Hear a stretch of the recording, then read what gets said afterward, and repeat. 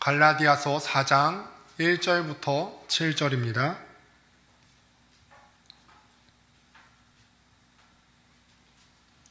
한 절씩 교독하여 읽습니다.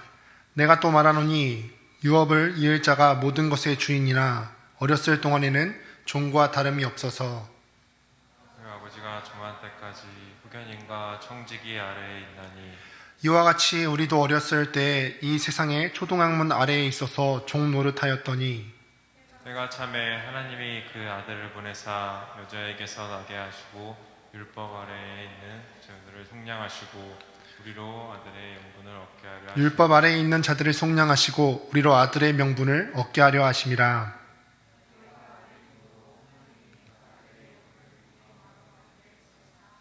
아빠 아버지라 부르게 하셨느니라. 함께 읽습니다. 그러므로 내가 이후로는 종이 아니요 아들이니 아들이면 하나님으로 말미암아 유업을 받을 자니라. 아멘. 네, 오늘은 그가 오신 이유라는 제목으로 하나님 말씀 증거하도록 하겠습니다. 이제 어느덧 다음 주면은 성탄절입니다. 이제 성탄 전주가 우리가 계속해서 우리가 중보기도 하면서도 나왔고 그런데 이런 상황을 맞이한 적이 없지요. 그래서 여느 때와 다른 분위기에서 우리가 성탄 전주를 맞이하게 되었습니다. 미국의 작가 마크 트웨인이라는 사람을 아세요? 이 마크 트웨인이라는 사람이 쓴 왕자와 거지라는 작품이 있습니다. 많이 들어보셨죠?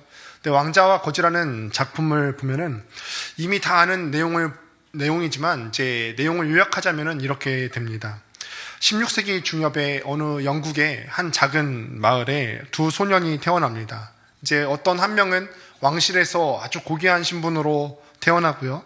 또 한 명은 가난한 집안의 아들로 그렇게 태어나게 됩니다.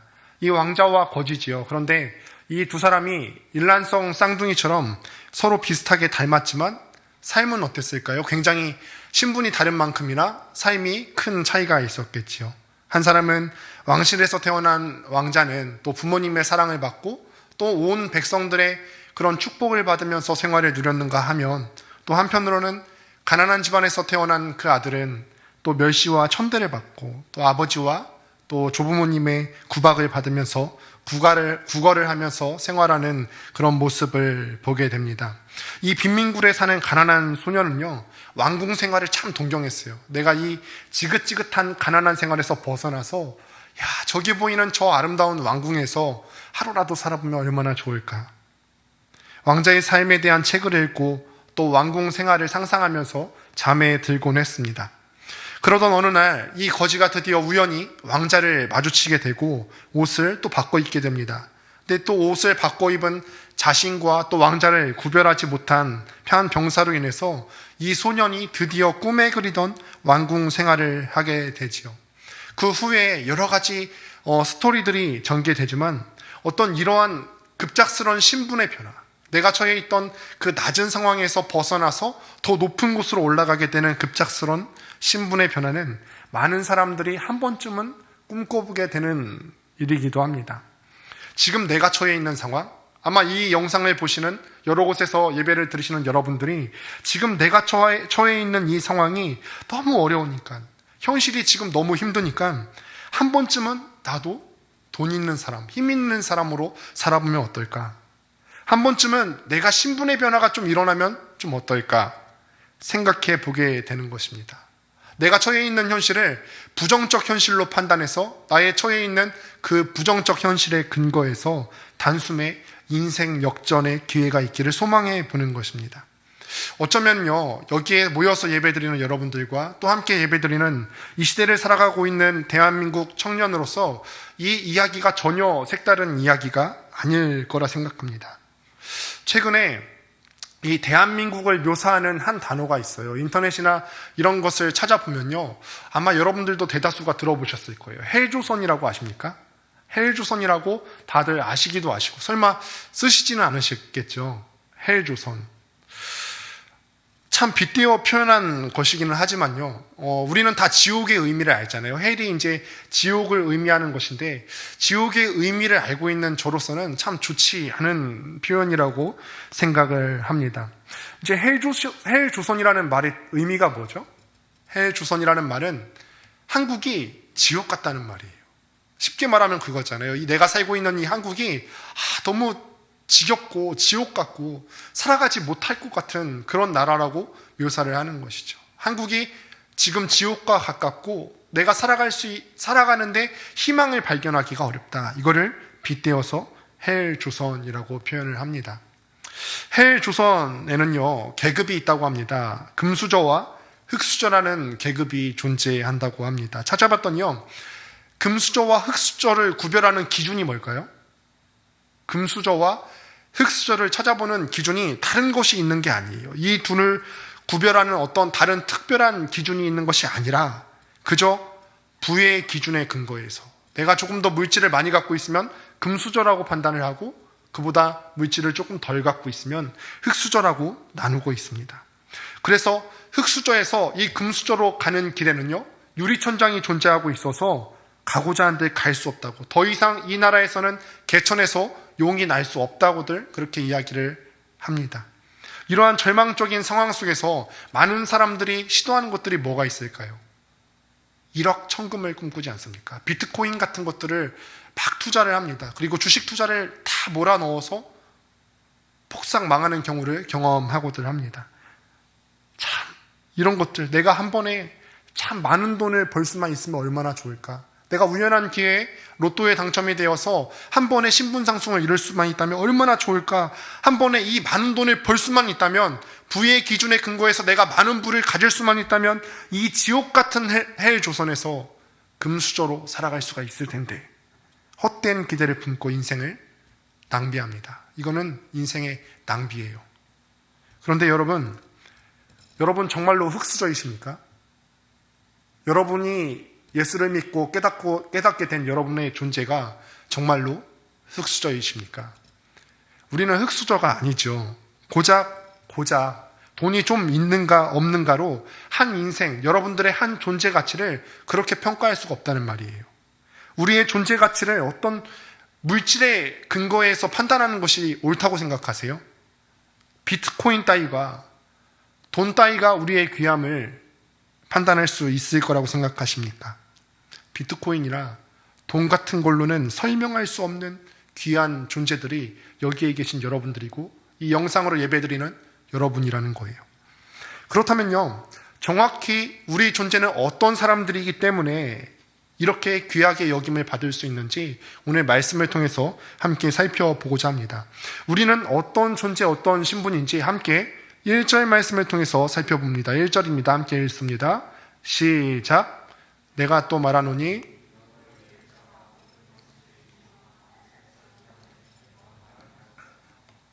밑줄을 그어져 있죠. 1절을 보시면은 우리가 어떤 자이냐, 우리가 누구냐면 유업을 잇는 자라고 합니다. 유업을 잇는 자.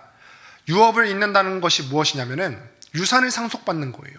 아버지가 갖고 있었던 아버지의 그 모든 물질과 부와 명예와 아버지에 속한 모든 것을 잇는 자, 이게 유업을 잇는 자라는 말이에요. 그런데 우리가 이 본문을 읽을 때 이 본문이 쓰여졌을 당시의 사회적인 상황을 알 필요가 있습니다. 오늘의 문학이 이 시대를 대변하듯이 이 갈라디아서가 쓰였던 이 서신도 이때 당시의 시대를 이야기하고 있겠지요. 이 갈라디아서 본문은요, 지금부터 2000년 전에 쓰여진 서신으로 그 당시의 시대적인 상황을 대변하듯 이 갈라디아서 본문은요, 그 로마 시대를 대변하고 있습니다. 당시 세계가 로마 제국에 의해서 지배를 받고 있었던 때입니다. 로마 제국에 의해서 세계의 중심이 형성되었던 그런 시대였습니다. 그런데 이 로마 제국에서는요, 한 가문의 유업을 잇는 특별한 방식이 존재를 했어요. 로마 제국에서는 유업을 이을 아들이 14살이 되면요, 그 아버지인 주인이 똑똑한 자신의 종이나 청지기를 통하여서 유업을 이을 사람을 교육을 시킬 수 있게끔 하였습니다. 자기 아랫사람들 중에서 똑똑한 사람을 선별하여서 유업을 이을 그 후계자에게 교육을 시킬 수 있도록 그렇게 했다는 얘기예요. 그 아들이 25살이 될 때까지 후계자 수업을 할 수 있도록 가정교사로 들였다는 거예요. 자기의 아들이 14살이면 미성숙하죠. 그 미성숙했던 후계자가 가르침을 받아서 언젠가 25살 때까지 교육을 받아서 성숙해질 그때까지 그 아버지의 모든 것을 이어받는다 할지라도 문제가 없어지는 그때까지 아버지의 물질을 다 통제하고 아버지가 가졌던 모든 것들을 그 후계자가 컨트롤할 수 있는 그때까지 교육을 했다는 것입니다. 그렇다면요, 이 유업을 이을 자, 이 후계자가 아직 미성숙해서 가르침을 받고 있을 때에는 주인 행세를 할 수 있을까요? 없을까요? 아직 미성숙해요? 아직 14살이고 이 물질이 있어도 자기 스스로 통제를 할 수가 없겠지요. 할 수가 없습니다. 비록 이 사람의 신분, 유업을 잇는 자의 신분은 주인이고 주인의 아들이지만 곧 이 모든 것들, 아버지가 누리고 있는 그 모든 존영과 영광과 모든 것들의 주인이 될 것이지만 성숙해질 때까지는 이 주인이 아무것도 주인 노릇을 할 수가 없는 것입니다. 이것이요, 이 본문을 읽고 있는 당시 사람들이 가지고 있었던 상식이었어요. 그런데 3절을 보면요, 바울이 갈라디아 지역에 있는 교인들에게 편지를 보내면서 우리도 영적으로 신앙적으로 어렸을 때 이런 상황에 처해 있다고 그렇게 이야기를 합니다. 우리도 예수 그리스도를 만나서 성숙하고 영적으로 자라나기 이전까지는 우리가 종노릇을 했다는 거예요. 종노릇. 여러분, 종이라는 단어가 어떤 의미를 갖고 있죠? 여러분, 종 하면은 어떤 생각을 갖고 계십니까? 종은요, 자기 스스로 무엇인가를 하려고 해도 그렇게 할 수 있는 자유가 없죠. 또 스스로 그 신분에서, 내가 종인데 이 신분에서 벗어나서 자유롭게 살아봐야겠다, 스스로 그 신분에서 벗어날 수가 없는 존재입니다. 종은 한마디로 말하면은 자유를 빼앗긴 존재예요. 자유를 빼앗긴 존재.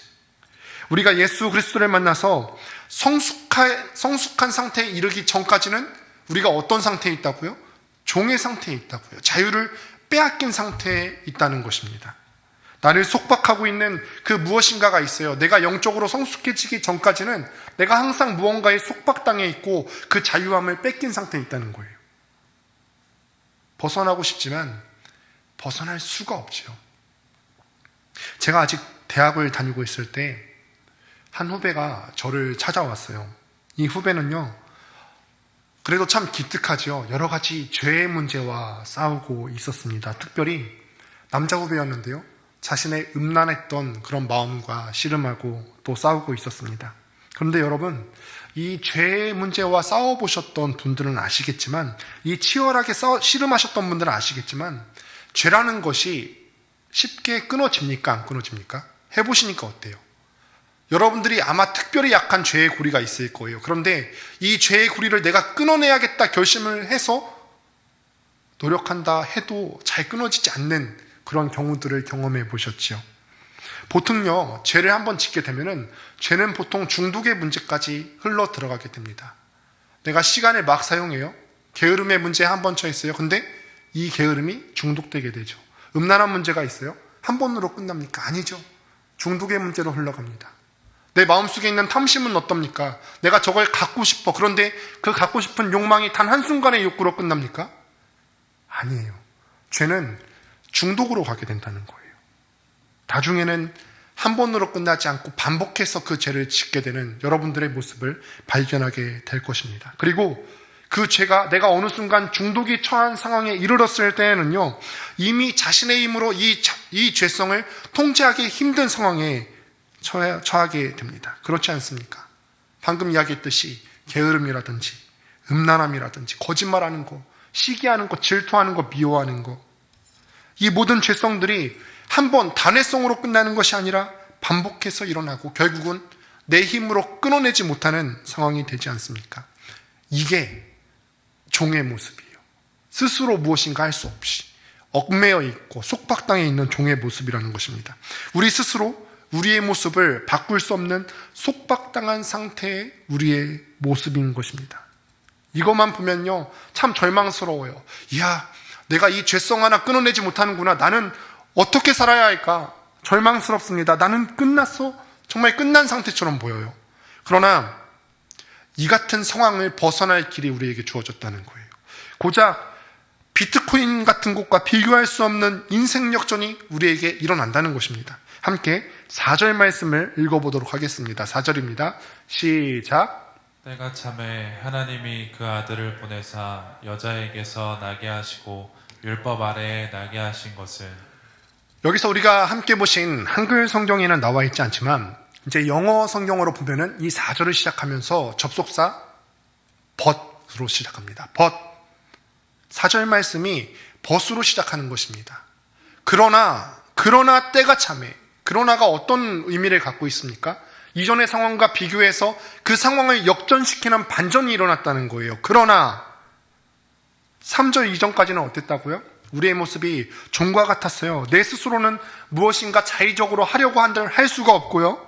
너무나 절망적인 상황에 처해 있어서 어떻게 해야 할지도 모르고 나를 속박하고 있는 이 죄들을 어떻게 끊어내야 할지 전혀 모르는 상태였어요. 쩔쩔매고 있는 상태에 나는 끝난 상태였습니다. 희망이 없는 비극적인 상황이었어요. 우리의 모습이죠. 그러나 반전이 일어났다는 거예요. 끝난 것처럼 보인 내 인생에 한 줄기 빛이 쫙 내려오는 거예요. 그 반전이 무엇입니까? 하나님께서 하나님의 정하신 그 때가 차서 예수 그리스도를 우리에게 보내주신 사건입니다. 십자가 사건이죠. 하나님께서요, 우리를 사랑하셔서 천사도 아니고요, 그 어떤 피조물을 보내주신 것도 아니고 무려 자기의 독생자 예수 그리스도를 보내주셔서 그 핏값으로 우리를 구원하셨다는 거예요. 이것이 절망 중인 우리가 맞닥뜨리는 반전의 상황인 것입니다. 참 이 설교하기가 너무 힘들죠. 왜냐면요, 하나님이 여러분을 사랑하십니다. 참 원론적이잖아요. 당연하잖아요. 대부분의 여기 계신 분들이 신앙생활을 참 오래 하시면서 많이 들었을 겁니다. 여기 있는 모두가 다 머리로 알고 있는 이 내용을 설교를 하라니까 얼마나 힘들겠습니까? 그런데 여러분에게 도전하는 것은 우리의 머리로 알고 있는 하나님께서 여러분을 사랑한다는 그 사실이 머리에서 가슴으로 내려오십니까? 이 십자가의 사건을 생각할 때 십자가를 바라볼 때 여러분 피가 뜨거워지십니까? 요즘요, 우리 기독교가 정말 안 좋은 별명을 얻었죠. 개독교라고 하죠. 참 참담한데요. 누구나 이 기독교가 개혁이 된다고, 개혁이 되어야 한다고 그렇게 욕을 하고 그럽니다. 그런데 이 개독교라고 불리는 기독교가 개혁이 되어야 한다고 하는데, 바뀌어야 한다고 하는데 누가 개혁이 되어야 하겠습니까? 예수 그리스도의 십자가 사랑을 머리로만 알고 가슴으로 알지 못하는 지식군 같은 내가 개혁이 되어야 하지 않겠습니까? 예수 그리스도의 십자가 사랑을 머리로만 알고 있는 우리가 개혁이 되어야 되지 않겠습니까? 성경을 가만히 살펴보면요, 하나님 사랑에 대해서 계속해서 반복해서 나오고 있는데, 이 사랑을 머리로만 알고 껍데기로만 알고 가슴에 품지 않는 그 무리들이 개혁의 대상입니다. 참된 그리스도인의 모습이라면 예수 그리스도의 십자가 사건을 머리로만 아는 것이 아니라 심장에 품어야 될 줄로 믿습니다. 그 십자가는요, 우리 심장에 꽂혀야 되는 거예요. 우리 심장에 세워져야 하는 것입니다. 그렇다면요, 예수 그리스도께서 십자가를 지심으로 어떠한 일을 감당하셨습니까? 함께 5절 말씀 보도록 하겠습니다. 5절입니다. 시작. 율법 아래에 있는 자들을 속량하시고 우리로 아들의 명분을 얻게 하려 하심이라. 먼저 그리스도께서 십자가를 지심으로 우리를 속량하셨다라고 기록을 합니다. 속량하셨다. 속량하셨다는 말뜻이 무엇입니까?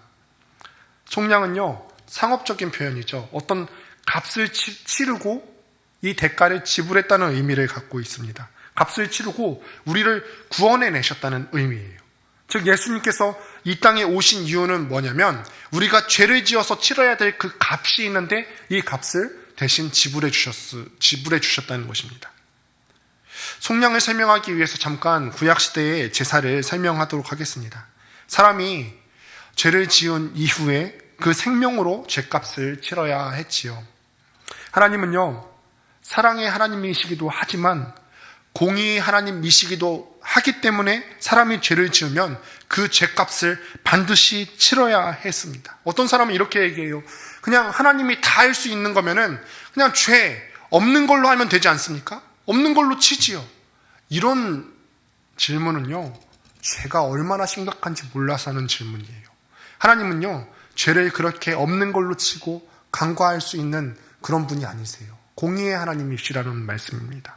그런데 반면에 또한 하나님께서 사랑의 하나님이시기도 하시기 때문에 우리를 사랑하셔서 한 가지 임시적인 방편을 마련해 주십니다. 그것이 무엇이냐면 생명 있는 것으로 죄를 지은 사람의 생명을 대신하게 하는 것입니다. 그러면요, 그 사람의 죄가 그 생명 있는 것의 짐승의 생명으로 용서받을 수 있게 되는 거죠. 그래서 구약시대의 제사는요, 이렇게 드렸어요. 예전에는 구약시대의 성경을 보게 되면은 제물을 끌고 오죠. 희생 제물을 끌고 와서 그 성막으로 가지고 나옵니다. 그러면 희생 제물의 머리에 손을 얹고 기도를 하면은 이 사람의 죄가 이 짐승에게로 가게 되죠. 그러면 누가 죽어야 되죠? 그 짐승이 죽어주면 되는 거예요. 그런데 이런 희생 제물의 죽음은 한계가 있었어요. 항상 예배를 드릴 때마다 제물이 필요했고 피값이 필요했어요. 그런데 예수 그리스도께서 오심으로 말미암아서 이 같은 구약의 제사가 더 이상 우리에게 필요 없게 되었어요. 예수님께서 친히 우리의 희생 제물이 되어주시고 예수께서 우리의 어린 양이 되시고 우리를 위한 단 한 번의 완전한 제물이 되었기 때문에 더 이상 이 구약의 그림자 같은 제사는 필요 없게 되었습니다. 예수님께서요, 우리 죄를 담당하시고 죽으셨다는 말은요, 이런 의미예요.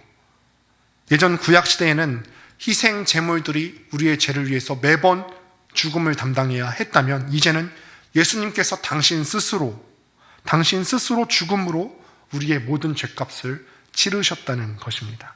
그래서요, 누군가 나를 위해서 죽었다는데, 누군가 나를 위해서 죽었어요. 그것도 신성을 가지신 예수님께서 직접 오셔서 우리를 위해서 죽으셨다는데 우리의 문제는 무엇냐면은 그 사실이 내 마음에 와닿지 않으니까 이게 문제라는 거예요. 오히려 너무 말도 안 되는 얘기 같으니까 우리가 머리로는 어렸을 때부터 배웠기 때문에 그래, 그렇지, 하나님께서 우리를 사랑하셔서 예수님을 보내셨지 아는데 마음에 와닿지 않는 거예요. 말도 안 되니까요. 그래서 누군가 말도 안 되는 것 같은 이 사건을 설명하기 위해서 이렇게 이야기했어요. 한 부잣집 주인이요, 아들이 있고 애지중지하는 병아리가 있었대요. 그런데 어느 날 이 병아리가 막 시름시름 앓기 시작하는 거예요. 이 주인이 참 애지중지하는 병아리였기 때문에 이 병아리를 고치려고 온갖 수단과 방법을 가리지 않고 다 동원했는데 살릴 방법이 없습니다. 그때 이 주인이 이 병아리를 살리기 위해서 아들을 삶아서 병아리에게 죽었더니 병아리가 먹고 나았다는 거예요. 좀 비약이 있지만 여러분들이 들었을 때 어떠세요? 이게 말이 되는 이야기입니까? 정말 말도 안 되는 이야기죠. 말도 안 되는 이야기입니다. 그런데 십자가 사건이 이렇게 말도 안 되는 사건이라는 거예요. 하나님은요, 창조주이시고 여러분들 존재는 완전히 다른 피조물의 존재예요. 창조주와 피조물은요, 그 차이가 엄청나지요. 동과 서가 다른 것처럼 그 존재의 간극이 무한합니다. 완전히 다른 존재예요. 그런데 이런 미천한 우리를 위해서, 우리라고 하니까 잘 안 와닿습니까? 나를 위해서, 여러분들을 위해서 하나님께서 한 분이신 예수 그리스도를 보내셨다는 것입니다. 생명의 은인인 것이지요. 그 십자가 사랑을 심장으로 이해하지 못한다는 것은요, 생명의 은인에 대한 그 은혜를 잊는 것입니다. 여러분 혹시 누군가에게 목숨을 바치거나 은혜를 받은 적이 있습니까? 저는 어렸을 적에 제 목숨을 바친 적이 있어요. 실제로 저를 누군가 구해준 적이 있습니다. 제가 어렸을 적에 두 번씩이나 물에 빠져서 죽을 뻔한 적이 있습니다. 두 번 다 구해준 사람이 있었어요. 한 번은요, 제가 여러 가지 물을 다 경험해 봤는데 한 번은 바닷물에 빠져 죽을 뻔했고 한 번은 민물에 빠져서 죽을 뻔했어요.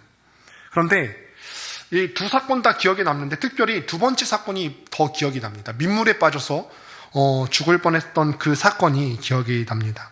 강에서 막 수영을 하고 있는데 이제 강이나 계곡에서 막 놀러 가지 않습니까? 강에서 막 수영을 하고 있는데 일어나 보니까요, 발이 닿지 않는 거예요. 가끔 강은 좀 울퉁불퉁한 데가 있지 않아요? 그래서 강에서 수영 치다가 딱 일어나니까 발이 안 닿는 거예요.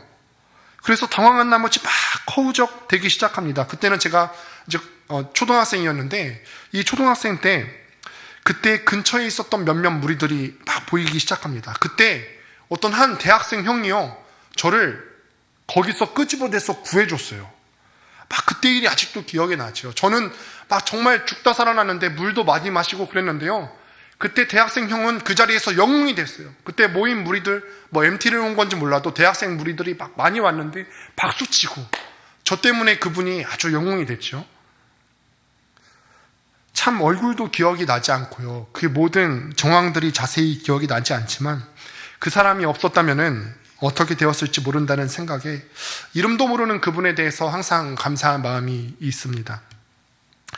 우리가 그 은혜를 기억하면서 살아야 된다는 거예요. 우리는 늘 이 목숨을 빚진 사람이라는 거예요. 두 번째로요, 그리스도께서는 십자가를 지심으로 우리가 하나님의 아들이 되게 하셨습니다. 함께 6절 말씀을 읽어보도록 하겠습니다. 6절입니다. 시작. 너희가 아들임으로 하나님이 그 아들의 영을 우리 마음 가운데 보내사 아빠 아버지라 부르게 하셨느니라. 우리가 예수 그리스도께서 십자가에 달려 죽으심으로 얻는 유익 가운데 하나가 뭐냐면 하나님의 양자가 되는 것입니다. 양자. 당시 로마 사회는요, 전쟁을 많이 치렀습니다. 전쟁을 치르면서 귀족들은 자녀를 많이 잃게 되었습니다. 자녀를 잃으면은 대가 끊어지기 때문에 귀족들은요, 이제 노예 시장에 가서 이 사람이 좀 영특하거나 또 똘망똘망하고 괜찮은 노예를 사서 아들로 삼게 됩니다. 입양하는 것이죠. 그러면요, 그 순간부터 아들로 입양된, 양자로 입양된 노예는 아버지의 모든 신분과 지위와 존영과 재산을 다 상속받게 됩니다. 혹시 벤허라는 영화를 보신 분들은 아시겠지만 이 벤허라는 유대인 그 사람들요, 로마 시대에 노예로 갔다가 양자로 입양이 되지 않습니까? 그것처럼 양자는 그 아버지의 모든 것들을 다 이어받을 수 있는 법적인 권리를 갖게 됩니다. 양자라고 해서요, 친자식과 구별되지 않습니다. 양자라도 그 아버지의 모든 것들, 완벽한 것들을 다 상속받습니다. 노예 시장에 팔려와서 평생 내가 종살이 하면서 살지, 아니면은 검투장에 검투사로 살다가 죽게 될지, 아니면은 원형 경기장에서 맹수들과 싸우다 죽게 될지 모르는 그 상황 가운데 어느 한순간에 그 귀족이 와서 나를 양자로 삼아줌으로 인해서 내 모든 신분과 상황이 바뀌게 되는 거지요. 그 순간부터 그의 과거가 어떠했든지 간에 그 귀족이 나의 모든 값을 지불한 그 순간부터 아들의 존귀와 또 호칭과 유산과 모든 특권을 상속하는 것이 당시 사회였습니다. 하나님께서 아들을 보내어서 십자가에 달려 죽게 하시면서 우리를 위한 완전한 값을 지불하시는 거예요. 마치 노예 시장에 나온 그 귀족처럼 완전한 값을 지불해 주시고 우리를 사셨어요. 그저 자유를 얻은 그냥 종에서부터 자유를 얻게 해주는 그것뿐만이 아니라 평민으로 만들어주는 것이 아니라 그 귀족인 아버지의 가물에 입양되어서 아버지의 모든 것들을 다 이어받을 수 있는 특권을 가진 사람이 되었다는 거예요. 하나님의 아들이 되는 것입니다. 이것이 기독교 복음, 우리가 믿고 있는 기독교 복음의 핵심이에요. 사랑하는 여러분, 이것이 여러분의 가치라고 이야기하는 것입니다. 고작 비트코인이나 물질 같은 걸로 여러분 스스로를 낮게 여기면 안 됩니다. 여러분들은요, 하나님의 아들이고 이것이 여러분들의 참된 가치예요. 우리는 죄 문제 하나 때문에 씨름하다가 고작 예수님께서 이 땅에 오셔서 죄 문제 하나만 해결받은 것이 아니라는 거예요. 예수님이 오셔서 단지 우리의 죄 문제만 해결하신 것이 아니에요. 자, 이제 예수께서 우리 죄를 위해서 돌아가셨으니까 이제부터는 제대로 살아보자. 성경은 이 정도로만 가르치지 않는다는 거예요. 성경은 우리가 죄를 용서받고 의로운 자로 여겨졌을 뿐 아니라 더 나아가서 하나님의 아들로서 아버지 하나님의 모든 영광과 그 모든 것들을 유업으로 상속받는 존귀한 신분의 변화가 우리에게 있음을 이야기하고 있어요. 그런 삶이, 새로운 삶이 우리 앞에 놓였다고 말하는 거예요.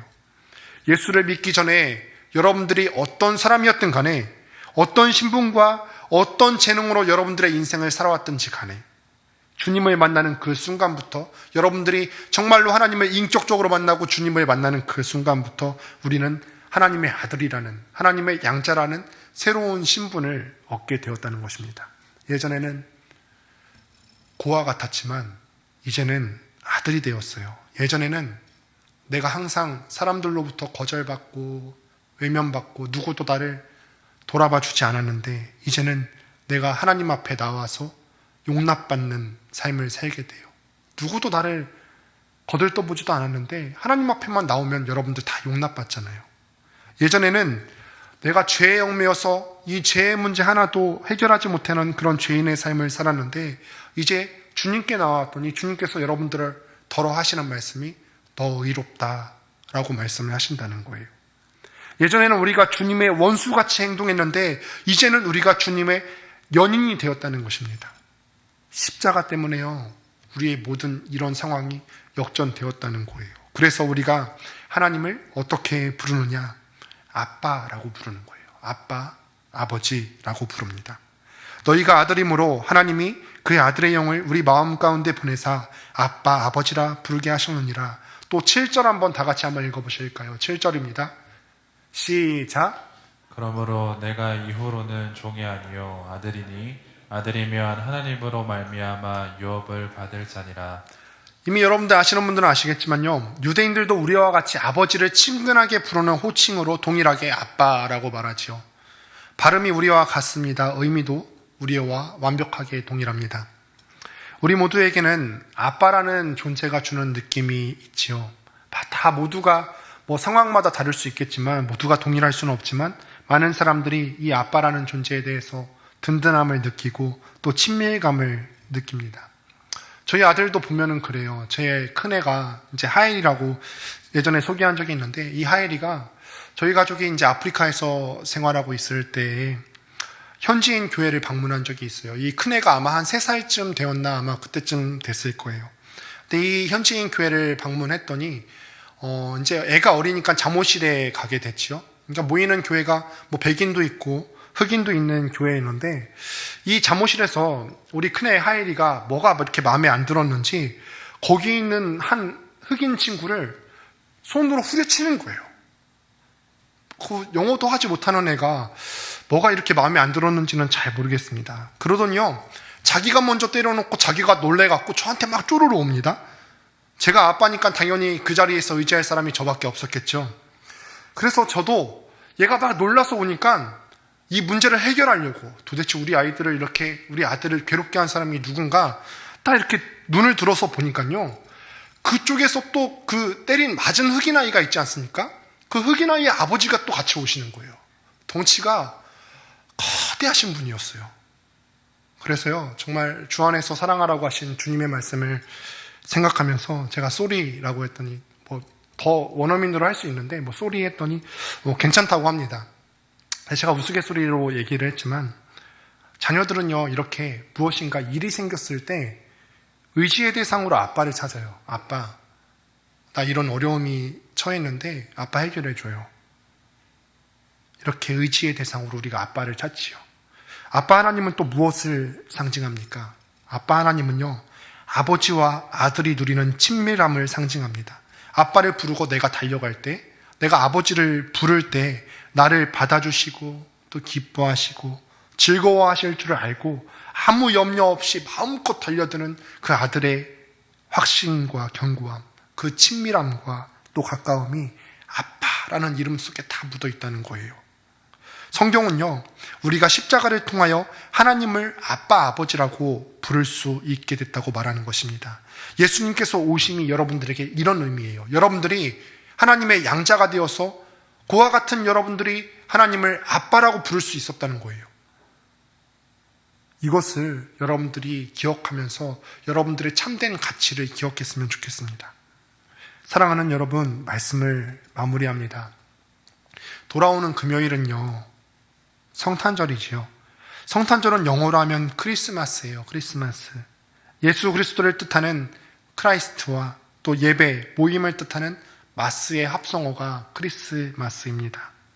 즉 성탄절의 본래 의미는 뭐냐면은 예수님께서 오신 것을 기념해서 드리는 어떤 모임이나 예배를 의미합니다. 여러분, 이 성탄절을 맞이하여서 여러분에게 질문을 합니다. 또 내 스스로에게 질문을 합니다. 예수 그리스도의 오심이 여러분들에게는 어떤 의미가 있습니까? 예수 그리스도께서 오셔서 여러분들의 죄의 문제를 해결해 주셨는데 여기에 대한 기쁨이 있습니까? 예수 그리스도께서 오셔서 여러분들의 신분이 완전히 변화받게 되어서 그 아버지의 모든 존영과 영광과 모든 것들을 상속받게 되었는데 여기에 대한 기쁨이 있으십니까? 예수님께서는요, 여러분들을 속량해 주시기 위해서 오셨고 그가 오심으로 여러분들은 죄만 속량받은 것이 아니라 더 나아가서 하나님을 아빠 하나님이라고 부를 수 있게 되었습니다. 여러분, 이 사실이 깨달아질 때 우리는요, 내 가치를 더욱더 잘 알게 되고 더욱더 스스로를 사랑할 뿐 아니라 아버지 하나님을 사랑할 수 있게 됩니다. 하나님께서요, 정말 아무것도 의지할 수 없었던 여러분들, 죄인이었던 여러분들을 사랑으로 자녀 삼아주시고 유업을 상속받을 자로 삼아주셨어요. 하나밖에 없는 예수 그리스도를 이 땅에 보내실 정도로 여러분들이 가치 있는 존재라는 사실을 기억하시길 바랍니다. 우리가 하나님 앞에 있어서 이렇게 귀한 존재라는 거예요. 우리가 얼마나 귀한지 모르니까, 내 스스로가 얼마나 귀한지 모르니까 내가 몸담고 있는 사회가 그저 가망 없는 헬 조선처럼 보이고 내 손에 들린 검이 흙수저처럼 보인다는 거예요. 이 세상을 살아갈 때 더 이상 의지할 것 없는 것처럼 터덜터덜 살아가지 마십시오. 예수께서 이 땅에 오신 이유는요, 여러분들이 하나님의 자녀로서 그 모든 존영과 영광을 아는 사람처럼, 주인의 아들처럼, 주인의 아들답게 이 세상을 살아가도록 하기 위함이라는 사실을 여러분들이 기억하시길 바랍니다. 여러분, 다시 한번 질문합니다. 어떤 마음으로 성탄절을 맞이하시겠습니까? 물론 코로나로 인해서 예년과 같은 분위기는 아니지요. 보통 같았으면 사람들이 함께, 연인과 함께 데이트하는 날, 혹은 그저 즐겁고 신날 정도로 아는 날일 것입니다. 그러나 우리는 성탄절을 맞이하여서 다시 한번 예수 그리스도가 오신 이유에 대해서 묵상하는 주간이 되기를 바랍니다. 예수님께서 오셔서 우리를 살리시고 하나님의 자녀답게 살게 하신 의미를 되새기길 바랍니다. 이 사실을 깨닫고 날마다 승리하며 사는 여러분들 되시기를 주님의 이름으로 축원합니다.